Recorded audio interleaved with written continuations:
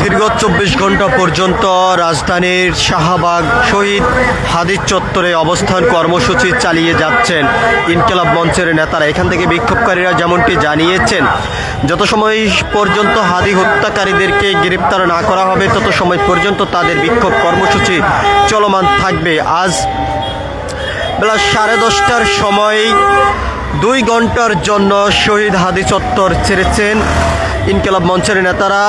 শহীদ হাদির কবর জিয়ারত করতে এসেছেন বিএনপির ভারপ্রাপ্ত চেয়ারম্যান তারেক রহমান। তার সম্মানের জন্য 2 ঘন্টার জন্য হাদি চত্বর ছেড়ে দিয়েছেন ইনকিলাব মঞ্চের বিক্ষোভকারীরা। আমরা আপনাদেরকে দেখানোর চেষ্টা করছি সরাসরি দেশ রূপান্তরের ক্যামেরার মাধ্যমে শাহবাগ এলাকা থেকে যুক্ত হয়ে। এখান থেকে বিক্ষোভকারীরা বিভিন্ন স্লোগান দিয়ে যাচ্ছেন, যত সময় পর্যন্ত হাদির হত্যাকারীদেরকে গ্রেপ্তার না করা হবে তত সময় পর্যন্ত তাদের বিক্ষোভ কর্মসূচি চলমান থাকবে। এখান থেকে আরও বিক্ষোভকারীরা যেমনটি জানিয়েছেন, হাদির হত্যাকারীরা কীভাবেই দেশের পার্শ্ববর্তী দেশ ভারতে পালিয়ে গিয়েছেন সেই জবাবে এখান থেকে তারা চাচ্ছেন। এর পাশাপাশি তারা আরও যেমনটি বলছেন, যত সময় পর্যন্ত হাদির মূল হত্যাকারীদেরকে গ্রেপ্তার করে আইনের আওতায় নিয়ে এসে বিচারের কার্যক্রম শুরু না করা হবে তত সময় পর্যন্ত ইনকিলাব মঞ্চের অবস্থান কর্মসূচি চলমান থাকবে বলে এখান থেকে তারা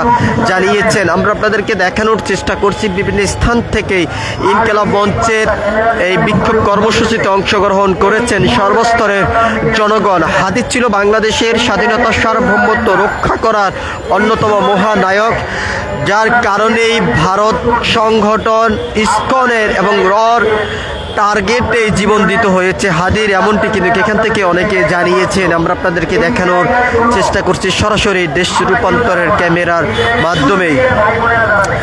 দীর্ঘ 24 ঘন্টা পর্যন্ত শাহবাগ হাদি চত্বরে অবস্থান কর্মসূচি চালিয়ে যাচ্ছেন বিক্ষোভকারীরা। হাদিকে যারা হত্যা করেছেন তাদেরকে দ্রুত সময়ের মধ্যেই গ্রেপ্তার করে আইনের আওতায় নিয়ে এসে বিচার করার দাবিতে বিক্ষোভ কর্মসূচি চালিয়ে যাচ্ছেন। এখান থেকে বিক্ষোভকারীরা যেমনটি বলছেন, যত সময় পর্যন্ত এই হত্যাকারীদেরকে আইনের আওতায় নিয়ে না আসা হবে তত সময় পর্যন্ত তাদের বিক্ষোভ কর্মসূচি চলমান থাকবে। সব কিছু মিলিয়ে যদি আমরা আপনাদেরকে জানিয়ে রাখতে চাই, দীর্ঘ 24 ঘন্টা পর্যন্ত বিক্ষোভকারীরা শাহবাগ হাদি চত্বরে অবস্থান করে বিক্ষোভ কর্মসূচি চালিয়ে যাচ্ছেন।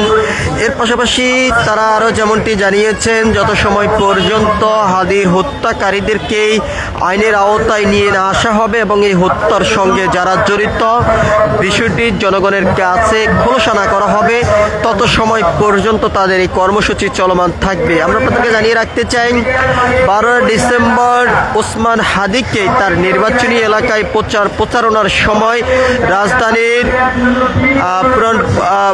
পল্টন পানির ট্যাঙ্কি সড়কে তাকে সন্ত্রাসীরা গুলি করেছেন এবং 15 তারিখে তারে উন্নত চিকিৎসার জন্য সিঙ্গাপুর জেনারেল হাসপাতালে নেওয়া হয়েছে। 18 তারিখে তিনি শেষ নিঃশ্বাস ত্যাগ করেছেন। তারপর থেকেই দেশের প্রতিটি জেলায় উপজেলায় বিভিন্ন সামাজিক সংগঠন থেকে শুরু করে সর্বস্তরের জনগণ বিচারের দাবিতে রাজপথে অবস্থান করেছেন। হত্যাকারীদেরকে দ্রুত সময়ের মধ্যে আইনের আওতায় নিয়ে এসে বিচার করতে হবে সেই দাবি এখান থেকে বিক্ষোভকারীরা করে যাচ্ছেন। তারা আরও যেমনটি জানিয়েছেন, যত সময় পর্যন্ত তাদের দাবি সরকার মেনে না নেবেন, অর্থাৎ হত্যাকারীদেরকে আইনের আওতায় নিয়ে বিচারের কার্যক্রম শুরু না করা হবে তত সময় পর্যন্ত বিক্ষোভ কর্মসূচি চলমান থাকবে বলে এখান থেকে বিক্ষোভকারীরা জানিয়েছেন। আমরা আপনাদেরকে দেখানোর চেষ্টা করছি, কয়েক শতাধিক বিক্ষোভকারী শহীদ হাদি চত্বরে অবস্থান করে রয়েছেন বিচারের দাবিতে। যত সময় পর্যন্ত অন্তর্বর্তীকালীন সরকার হাদি হত্যাকারীদেরকে আইনের আওতায় নিয়ে না আসতে পারবেন তত সময় পর্যন্ত তাদের এই বিক্ষোভ কর্মসূচি চলমান থাকবে, এমনটি এখান থেকে বিক্ষোভকারীরা জানিয়েছেন আমরা আপনাদেরকে সরাসরি দেখানোর চেষ্টা করছি।